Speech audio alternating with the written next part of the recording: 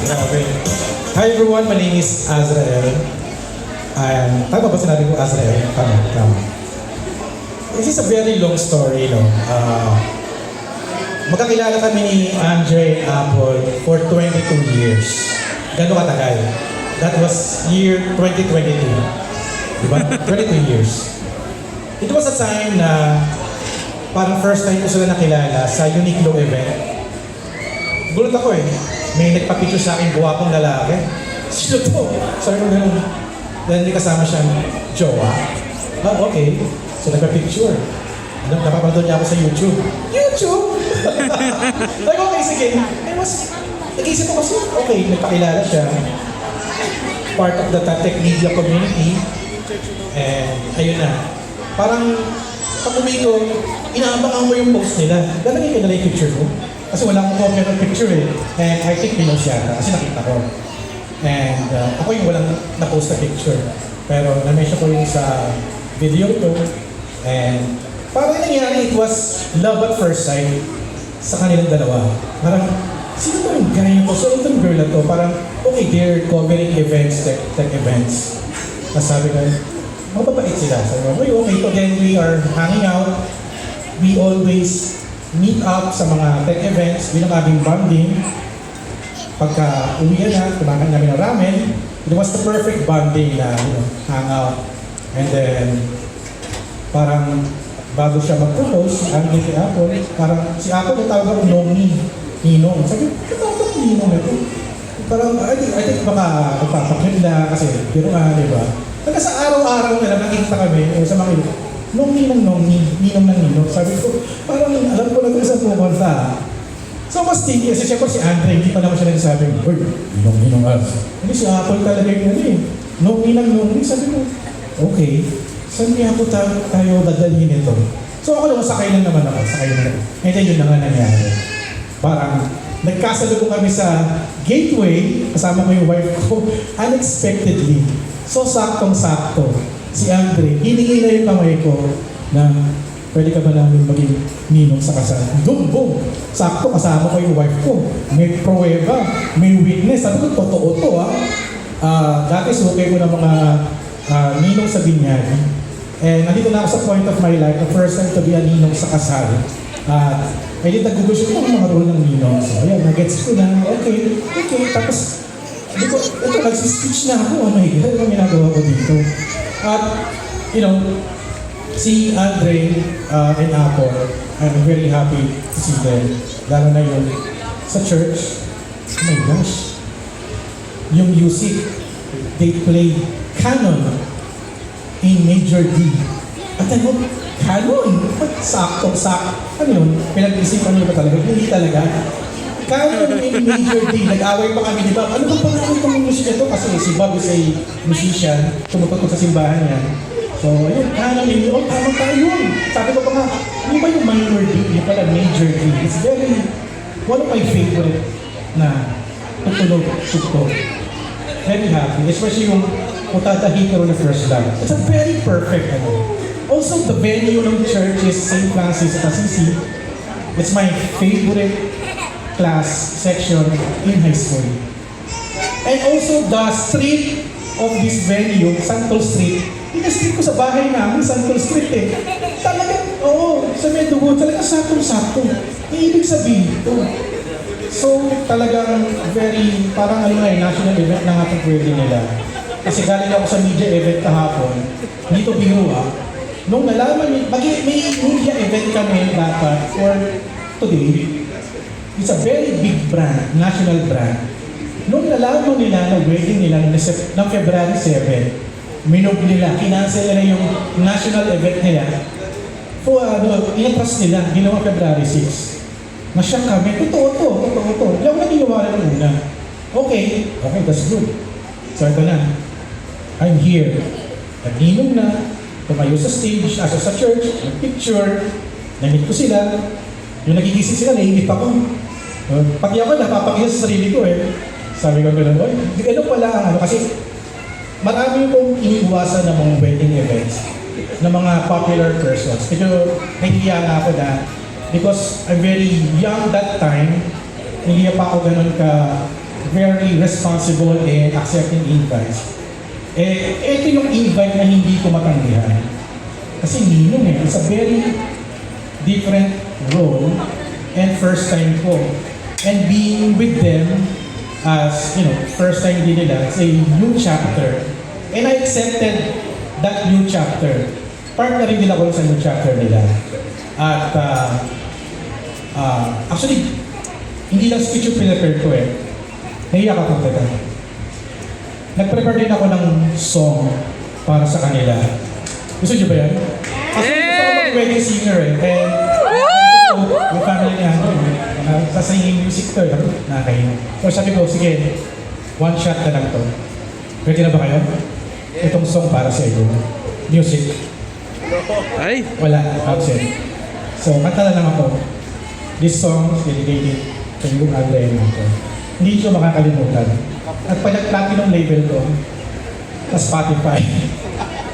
Alright? Andre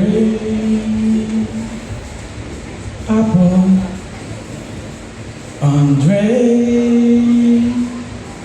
Apple. Sabayan niyo ako please. 1, 2, 3. Andre Apple. Andre Apple. Ayun ito, yung aking letter na song. Hindi na makakalimutan nyo. Parang, grabe sabi ko, alam nyo ba, sabi niya, pwede ka mag-speech? Ha?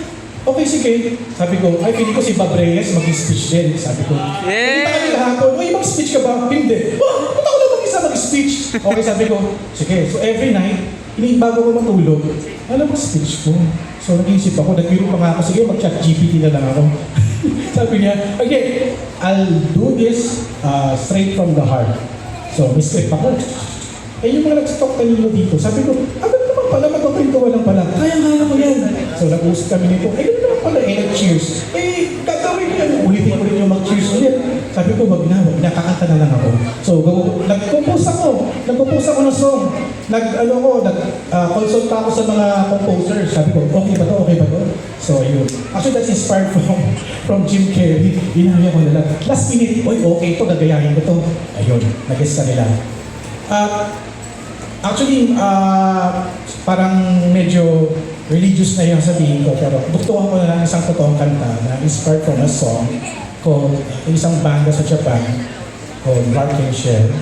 The song goes like this. The color is singing, shining rain is overflowing in your mind. Look at the skies, and I feel love flies. So yung song na yun, yung song na yun is about love. May ibang translation about, you can be together, and one of the most part na it will break your romance is financial problems. Pero yung ako na pumunta doon, I want to share that love is always around us. Because love is a transformative, powerful, divine force associated with God. Totoo, di ba? Alam niyo yun, kasi lahat tayo na in love. You know that feeling na it will be click. It's like, alam niyo yung love at first sight. Love at first sight na ako. I'm married for 15 years. May wife ako, may anak ko anak. And I have a lot of friends. So, yung medyo mahaba yung sasabi ko, sabihin nila ko 10 minutes na lang, no? Yung sa church kanina, I was explaining, I was observing. This is my first time to attend a real wedding. Dati kasi pag wedding, reception na yung inisip ko, kakain lang ako. Pero sa simbahan talaga ako, nasa unahan. Kasi mag-ano ko, ano bang principal sponsor? Ano ba tayo ba mag-sponsor ng venue? Sabi, hindi naman na. Sabi, okay, sige. Italago ko na yung credit card ko. So sabi ko gano'n. Sabi ko gano'n. To follow na lang. Pay Maya, hello. So during that marriage, I was listening to the priest, the ceremony, and observing the two of them. Sabi ko, the marriage is not just about them. Okay, the marriage is all about us. Lahat, parang sila kinasal, tayo, kinakasal din with them.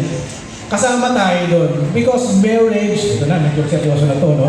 Kasi marriage is like creating your new family.